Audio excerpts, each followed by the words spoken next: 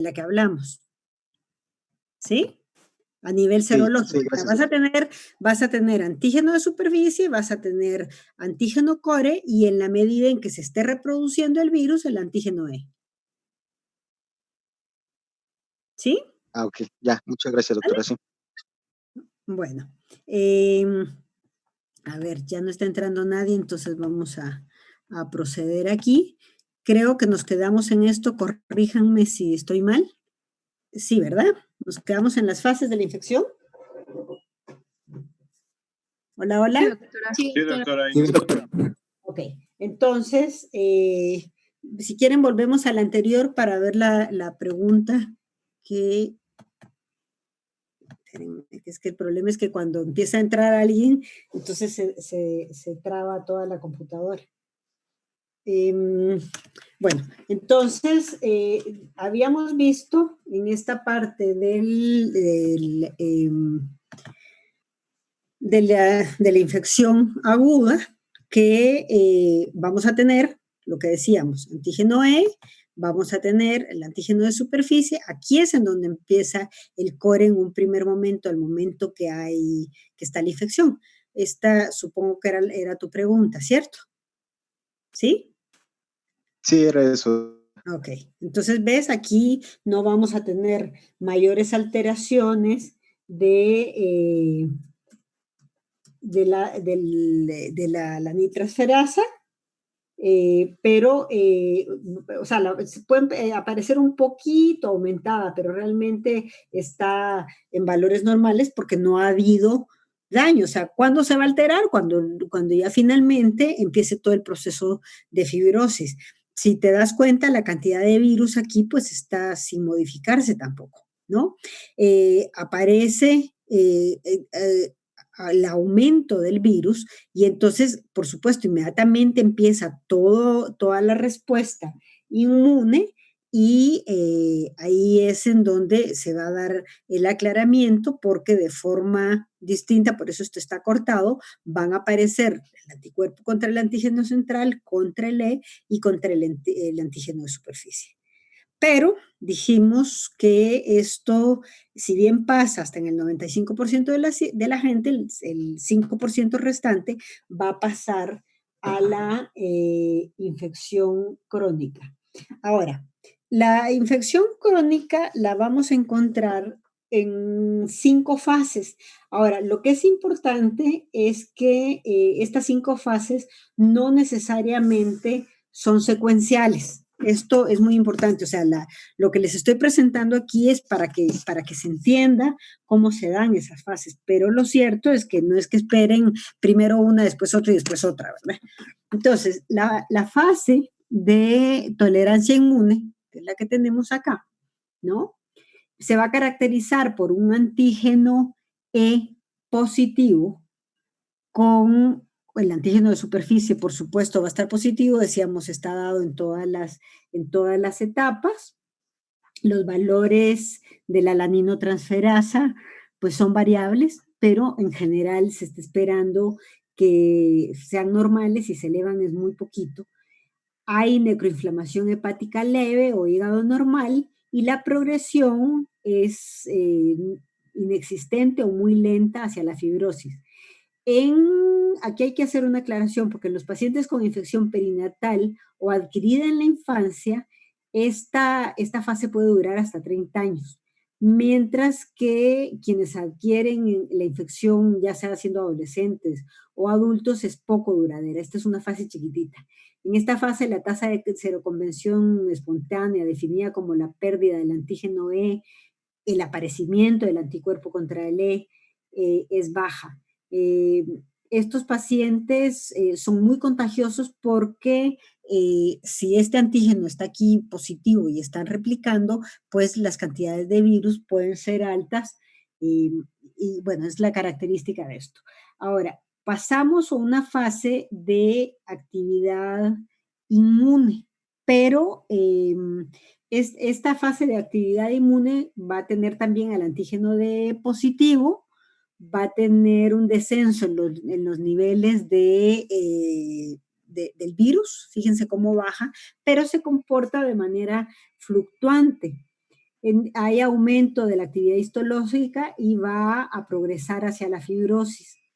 Esta fase va a aparecer rápidamente en personas que se infectan en la edad adulta, y la duración, pues aquí está marcada con esto porque puede ser de semanas a años en donde se presente. En esta fase vamos a tener seroconversiones espontáneas, sobre todo en pacientes de sexo femenino, no me pregunten por qué, con niveles bajos del virus, valores que sean elevados del ADN, de la ALT, y se va a caracterizar por una marcada actividad inflamatoria. Los pacientes que permanecen en esta fase durante años, sí, sobre todo presentan estos altibajos repetidamente hacia la alta, tienen el mayor riesgo de desarrollar cirrosis o hepatocarcinoma. Luego tenemos una siguiente fase en donde vamos a tener un antígeno E negativo, pero aquí aparece ya el anticuerpo contra el antígeno E de forma positiva. Los niveles de la alaninotransferasa y del virus pueden estar bajo. En general, aquí en el virus van a estar por debajo de 2.000 unidades por mililitros. Quédense, por favor, con este valor, porque va a ser un valor fundamental para efectos del tratamiento. Los valores de la alaninotransferasa están normales.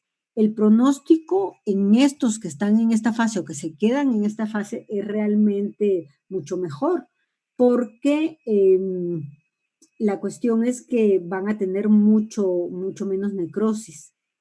El problema aquí es que se producen reactivaciones de la infección, entonces hay elevaciones del virus, hay elevaciones de la alaninotransferasa, y aquí la cuestión es que la pérdida del antígeno de superficie y que se produzca el anticuerpo contra el antígeno de superficie solo se da entre el 1 o 3% de los casos. Va a depender de la cantidad de virus con las que haya empezado toda esta fase, el que se demore más o menos años hacia la progresión. Entonces, ¿qué es lo que sucede? Que cuando hablamos de la hepatitis crónica podemos tener estas dos fases bajas de replicación, fases altas de replicación, y el asunto es que hay algunos pacientes que mantienen la replicación viral y la actividad de la enfermedad en lugar de pasar a la fase de una replicación baja. Están en este punto replicando y replicando. Esto es una fase tardía de la enfermedad, se va a asociar con predominios de cepas del virus con mutaciones en las regiones precore o promotoras del core que van a reducir la expresión del antígeno E. Esta es la forma más frecuente de hepatitis crónica en muchos lugares del mundo, y el curso clínico, por supuesto, es totalmente variable. Entonces, aquí lo que vamos a ver es que se van a observar exacerbaciones con aumento de valores de la alaninotransferasa, pero también aumentos del virus. Por eso lo pueden observar aquí. Y esto lo que va a pasar es que pueden seguir a periodos de remisión de duración variable, y lo que sí van a tener en la medida en que el virus esté lo suficientemente alta es la exacerbación a partir de mayor fibrosis hepática. Por último, vamos a tener una fase de remisión que no está ejemplificada en este cuadrito, en donde vamos a tener la pérdida del antígeno de superficie, o sea, va a estar negativo, pero esta negatividad del antígeno de superficie no necesariamente pasa, y eso hay que tenerlo muy presente, porque existe el anticuerpo contra el antígeno de superficie. Lo que sí es importante es que los valores de las transaminasas van a estar normales, y los valores del virus en el suero pues van a estar indetectables. Quiere decir entonces que hay una baja replicación viral, aunque el virus puede estar ahí, ¿sí? Es como un virus oculto, digamos, y esto va a tener un mejor pronóstico. Por eso, en lo que les enseñaba antes, este cuadrito les decía que era como el resumen de todo esto, ¿no? Porque aquí finalmente vamos a tener la posibilidad de la resolución de las infecciones, pero en esto, que es lo crónico, es donde tenemos realmente cuadros clínicos que son diferentes, ¿sí? Eh, en esta diferencia o adaptándonos a esto es que se han creado los tratamientos y las metas para la hepatitis B hasta aquí no tenemos curación, sino que se dan para parar o disminuir la velocidad de la progresión de la enfermedad hepática. ¿Esto qué quiere decir? Que previnamos la cirrosis, que si la cirrosis ya está establecida, que se prevenga la descompensación y que se prevenga el carcinoma hepatocelular. Entonces, estas pueden estar presentadas como complicaciones, pero realmente el objetivo del tratamiento es poder llegar hasta eso. Ahora, aquí les voy a seguir complicando la vida porque eh, los tratamientos de las hepatitis, tanto B y C, han ido cambiando impresionantemente en los últimos años.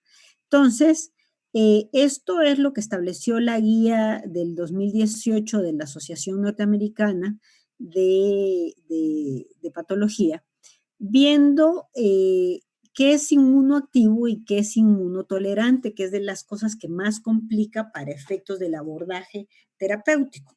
Entonces, vamos a determinar como inmunoactivo a quien tenga el antígeno de superficie por más de 6 meses, que su carga viral tenga más de 20,000 copias por mililitro, que el antígeno E esté positivo y si está negativo, que sean 2,000 copias. Por eso les decía, quédense con este numerito. Porque si está positivo, quiere decir que está replicando, tiene que ser más de 20,000. Si está negativo, tenemos que ver, porque tendría que estar por debajo de 2,000. Si está más, es que hay actividad. La LT o la ST no nos ayudan mucho porque son intermitentes, fluctúan o están persistentemente elevadas. Y aquí, si se hace una biopsia de hígado o un test para ver la fibrosis, vamos a ver hepatitis crónica moderada o severa y necroinflamación más o menos con fibrosis.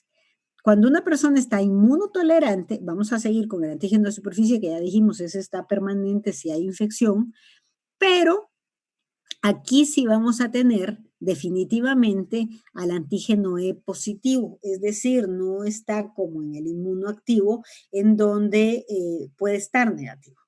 Entonces, si está el antígeno E positivo, por lo tanto, tiene que haber una gran carga viral. Aquí estamos hablando de más de 1,000,000 de unidades por mililitro. La LT y ST, insisto, no es de lo más ayuda porque puede estar normal o solo elevada un poquito. Y aquí la biopsia está mostrando que no hay fibrosis o hay una mínima inflamación, ¿sí? Entonces, ¿qué es lo que sucede? Que está habiendo tolerancia inmune a la actividad del virus. Quisiera enseñarles antes de seguir adelante la forma en la que medimos la fibrosis hepática. Entonces, sí es desde la patología la realización de biopsias. Sin embargo, las biopsias hepáticas son complicadas, son peligrosas y ya existen mecanismos para poder determinar la fibrosis sin necesidad de llegar a la biopsia.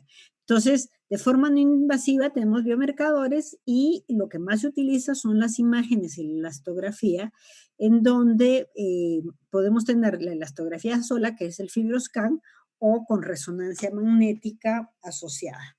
¿Qué es la elastografía? Pues es simplemente la puesta de un transductor en la zona hepática. Esto manda zonas y devuelve a través de kilopascales un nivel de intensidad que va a estar relacionada con el nivel de fibrosis que el hígado tenga. Esto está medido en 4 niveles. Y 0 es que no tenemos ningún tipo de fibrosis. Si está empezando es F1, cuando ya es significante es F2 y si la fibrosis es severa, pasa a F3. Ahora, no es sino hasta que está la cirrosis que se pasa a un estadio 4. Esto es muy importante porque es lo que va a guiar el tratamiento en conjunto con los marcadores serológicos, ¿sí? Los medicamentos que tenemos son diversos. Hay inhibidores de transcriptasa reversa. Yo les decía en la clase de VIH que se quedaran sobre todo con el tenofovir, ya sea en su presentación a la fenida o isoproxil fumarato, el entecavir y el peginterferón. Ahora, tenemos aquí, además de la lamivudina, la emtricitabina. El problema es que esta inhibidor de transcriptasa reversa tiene una barrera muy baja. Entonces, la producción de la mutación M184B es muy alta. Entonces, fue de las primeras que se empezó a utilizar, pero dejó de hacerse por esto de la barrera genética baja, que es lo que sucede con Adefovir y con telvidudina. El entecavir y el tenofovir tienen mucho más alta barrera genética y tienen una potencia importante, o sea, tienen mucha eficacia para el control de la replicación viral. El peginterferón se utiliza, pero aquí tenemos varias situaciones. Primero, en los niños no hay acuerdo. Los Estados Unidos sí aparece el peginterferón, según la guía esta norteamericana, la FDA lo aprobó, sin embargo los europeos, por efectos adversos, prefieren no utilizarla. Y la otra cuestión es que si ya una persona tiene cirrosis, uy, es poco el efecto que va a tener. Y si la cirrosis ya de plano está descompensada, pues no se puede utilizar. Entonces, nosotros necesitamos, espérenme que, es que se me borró esta imagen. Necesitamos establecer el diagnóstico en el que se encuentra nuestro paciente. Esa es la primera cuestión para el abordaje terapéutico. Tenemos que tener datos bioquímicos, es decir, tenemos que saber cómo están las pruebas de función hepática, tenemos que saber cómo están los tiempos de coagulación de nuestro paciente, tenemos que descartar la presencia de otro tipo de patologías. A nivel serológico tenemos los tres antígenos y los 3 anticuerpos. Necesitamos saber cómo está la carga viral del paciente. Aquí en el genotipo le puse un signo de interrogación porque lo cierto es que solo existe alguna evidenciación de alguna resistencia para el manejo del interferón, pero lo cierto es que en nuestro medio esto no tiene mayor importancia. Y luego, bueno, tenemos las imágenes y la elastografía de la que ya hablamos. Una vez establecida esta situación del paciente, que tenemos que entrar a categorizar al paciente, entonces vamos a dar la utilización de estos regímenes. La primera cosa es monitorear al paciente o tratarlo. Entonces, esta guía nos da como alguna luz en donde podamos saber si efectivamente es necesario tratarlo si el antígeno E está positivo. Ojo que después vamos a ver al antígeno E negativo. Entonces, sí es importante que les quede clara esta parte. En este caso, si el antígeno E está positivo, pero no hay cirrosis, tenemos que clasificar a nuestro paciente de acuerdo a la cantidad de alaninotransferasa que haya. Si está por debajo del límite normal, entonces vamos a ver la cantidad de virus que haya. Si está el virus mayor a 20,000, pues necesitamos monitorearlo cada 6 meses con lo mismo, viendo cuánto virus hay, valorando que sigue negativo el antígeno E y viendo la alaninotransferasa, ¿sale?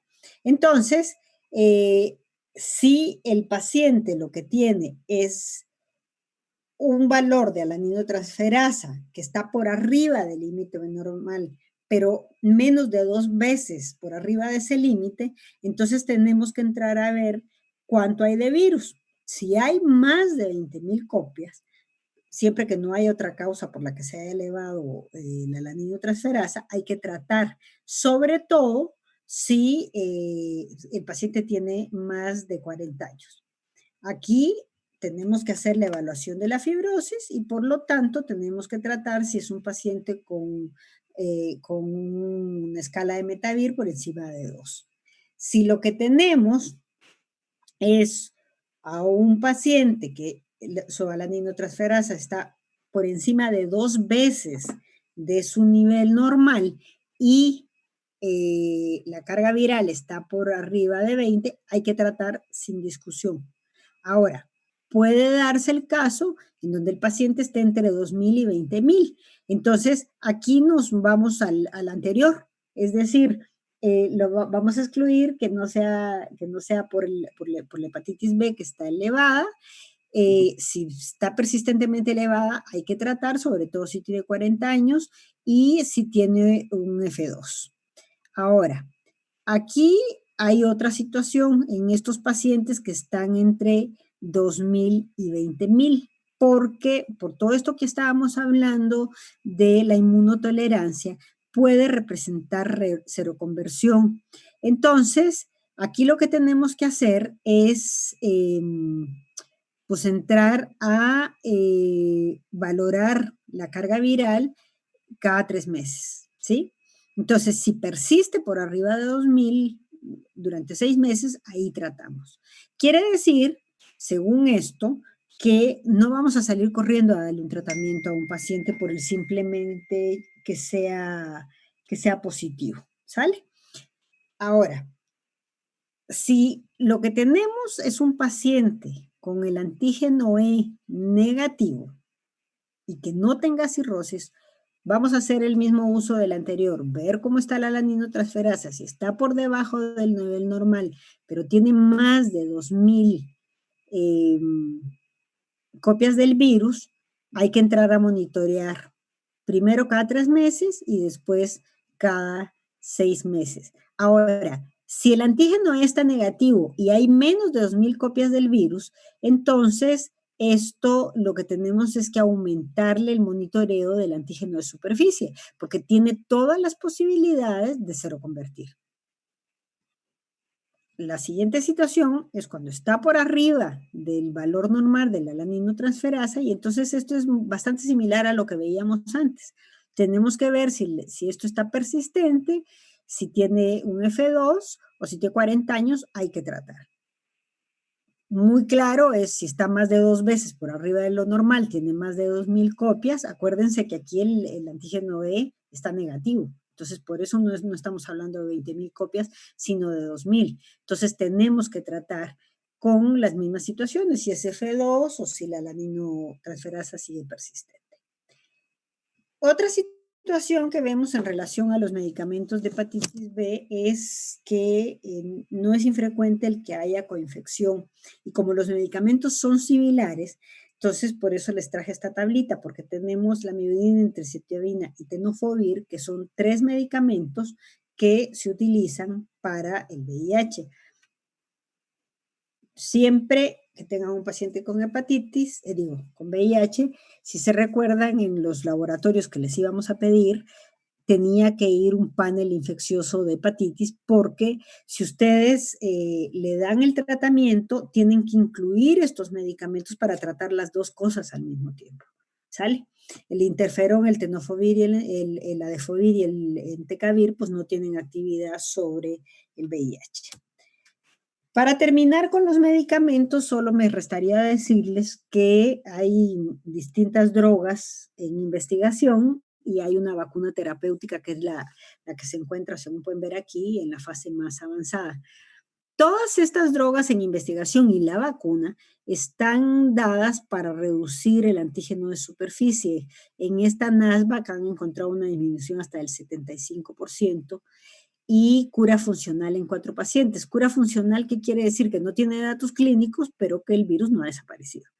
Entonces, pues esto es lo que les seguirá a ustedes hacia el futuro. La invitación aquí es que se dediquen o no a la infectología, sigan actualizándose en relación al manejo de la hepatitis B y C, porque va cambiando todo el tiempo. Entonces, para apoyo, háganme favor de tomarle una foto a este QR Con este QR lo que pueden hacer es bajar la aplicación de B-Consult, en donde lo que van a tener es la información para decidir tratar a su paciente. Entonces le meten la información ahí de cómo está y les va a dar lo que se recomienda. Ahora, al principio de la aplicación les pone un letrerito que dice, esto está hecho hasta el año 2019. Esto es importante porque si la vamos a utilizar cuando salgan al internado, verifiquen que se haya actualizado, porque les digo, esto más o menos una vez al año se cambia todo, entonces es importante la actualización. Bueno, con eso terminamos el tratamiento, solo me restaría hablar un poquito de la vacunación. La vacunación cuando apareció se recomendaba para los países de alta endemicidad. Nosotros somos de alta endemicidad, pero sin embargo habían dejado el intermedio para adolescentes también. Para nosotros esto está incluido porque la ocupación de la vacuna pues es bastante reciente. Si se tiene un accidente con un paciente con hepatitis B, hay que utilizar gamaglobulina hiperinmune. El problema es que es de difícil consecución y lo recomendado para para mejor éxito es que se ocupe antes de 2 horas después del contagio. Está reportado que puede tener algún tipo de respuesta hasta los 5 días, pero realmente va disminuyendo. Entonces, como consejo yo les daría, antes de que vayan al internado, vacúnense, porque para la C, por último, ya hay tratamiento aunque sea caro, la A tiene vacuna y esto tiene vacuna. Entonces, como comentarios finales, les diría simplemente que la infección de hepatitis B debe sospecharse en poblaciones de alto riesgo, que las manifestaciones son tardías, cuando el daño hepático es irreversible y hay que prolongarlo por lo menos 1 año, sabiendo que siempre se pueden considerar recaídas por resistencia. Bueno, entonces, no sé si tienen alguna pregunta. Es muy complicado, yo sí creo que tienen que leerlo. Lo primero es el establecimiento del ciclo viral para saber todas las posibilidades de comportamiento que puede tener. Doctora, en el caso de las mutaciones del core, ¿cuál es la opción terapéutica? No, es que no guías no guías el tratamiento por mutaciones, porque finalmente el asunto aquí es que esto responda. En el único caso en donde tendrías que hacer una consideración especial es de acuerdo a los fenotipos que vimos, porque sí puedes tener la posibilidad de que exista resistencia al interferón. O sea, esto no se da por mutación, sino por lo que vimos aquí. Espérame, te lo voy a poner aquí. ¿Ves? Aquí, porque lo que estamos viendo es que existe sobre el genotipo B mucho menos sensibilidad para el interferón. Correcto, gracias. ¿Sí? Disculpe, doctora, una pregunta. Sí. ¿Cuál es el riesgo de realizar una biopsia hepática? Primero, sangrado. Esa es la primera cuestión. Segundo, tienes que tener muy adiestrado en la técnica para poder hacerlo, o puedes dejar un desastre hepático que aunque sobrevive el paciente, quede el hígado dañado. Tercero, no es barato, ¿no? Tercero, no es barato, estás requiriendo de anestesia también para poder hacerlo. Lo que más se hace es lo que se conoce como realización a través de Trucut, en donde meten simplemente una aguja para poder sacar, que sería lo que correspondería en otro tipo de biopsia, las BAF, ¿no? Pero la posibilidad de sangrado es muy alta. Y el problema es de que hacerlo así a través de Trucut, puedes no llegar exactamente hacia donde quieres llegar. Ah, ok, muchas gracias, doctora. Doctor, yo tengo una pregunta. Sí. Por ejemplo, bueno, realmente son dos.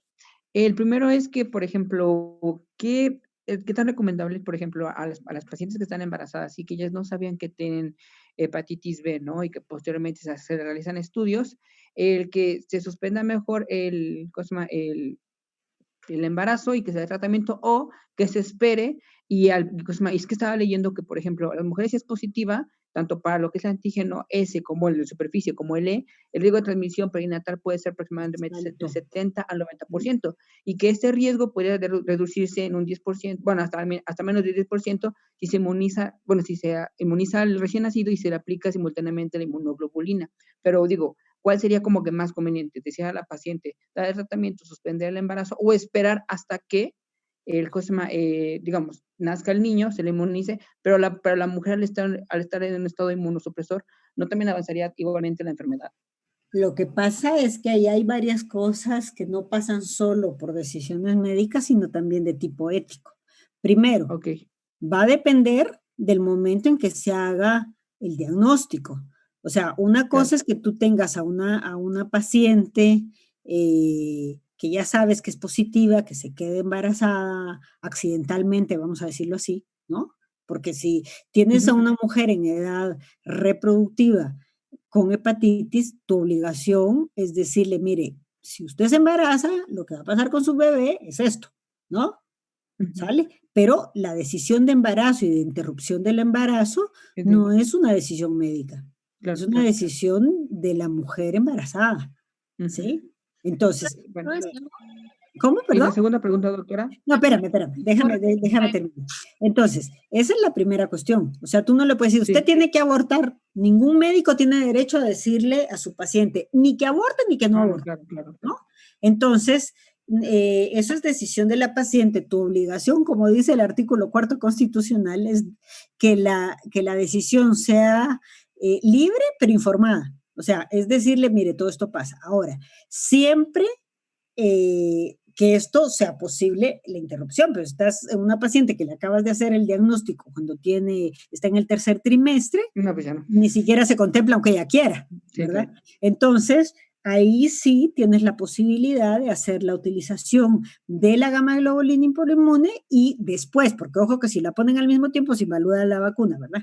Ujú. Entonces, después hacer la vacunación. Doctora, ¿puede decir algo referente a eso? ¿Cómo, perdón? Y si puede decir algo referente a eso. Y claro, por supuesto. Es que por ejemplo ahí en el documento viene que no se debe de, o sea, decirle que que se va a detener el embarazo, sino viene que a la paciente se le debe dar tratamiento en el tercer trimestre y viene que el fármaco especial es el TDF. Incluso viene que cuando nace el bebé, al bebé se le va a dar 2 horas posteriores de que nace se le da la inmunoglobulina y cuando ya tiene el nacimiento y se le va a dar igual su vacunación de los 0, los 4 y los 6 meses, pero en realidad no, pues no le pasa nada a la mamá ni al bebé. Mira, sí pasa, o sea, eso que tú acabas de definir es exactamente el manejo que hay que dar. El asunto es que la consecución de la inmunoglobulina no es fácil. Entonces, ahí estamos con un problema que es real, porque yo los invito cuando regresen a sus hospitales y un día regresamos a que averigüen cuánto de inmunoglobulina hiperinmune hay, van a ver que es poca la cantidad. Entonces, este efectivamente es el manejo. Por eso a una mujer que se sepa positiva hay que darle la consejería previo al embarazo, ¿no? Ujú. ¿Sí? Está bien, doctora. ¿Alguna otra pregunta? Ah, sí, mi segunda Doctora, mi yo segunda tengo una duda. A ver, cédele la palabra un poquito, segundo. Ajá, Sí, sí, sí. Ok, es que tenía una duda sobre la aminotransferasa, ajá, porque no sé si escuché bien y usted mencionó que en la fase hepática crónica o en la inmunológica activa, ajá.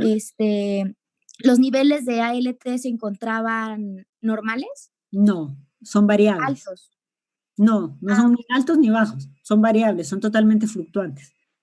Ok, es que yo había leído que en el caso de la tolerancia inmune se encontraban normales, en el Ah, no, caso pero de eso es la... tolerancia inmune. Por Ajá, eso, sí. a ver, espérame, déjame irme para allá porque esto sí es muy importante que quede claro. Espérame. Aquí sí es importante que la tengamos establecida. Tolerancia inmune es, uy, ya no pasó. Tolerancia inmune es esta fase, la primera, ¿sí? Cuando estás hablando de la cronicidad, aquí tienes estas dos como fases entre medio, ¿sí? Entonces, en esta de baja replicación está baja, pero en esta está totalmente fluctuante. En la tolerancia inmune, la LT ni siquiera se mueve. ¿Sí? ¿Esa era la pregunta? Sí, ajá, así que yo iba a decir que en esa pues se encontraban normales, pero que después en la activa encontré que se encontraban altos y por eso tenía duda, porque usted también mencionó que se encontraban, que variaban. Entonces, esto no puede ser como punto diagnóstico, porque aquí en donde yo leí decía que pues era un punto diagnóstico porque se encontraban altos, pero usted mencionó algo diferente, por eso me entró la duda. Lo mencioné y no lo mencioné, porque lo primero que les dije es 1. Esto no es que sea después de A, la B y la C.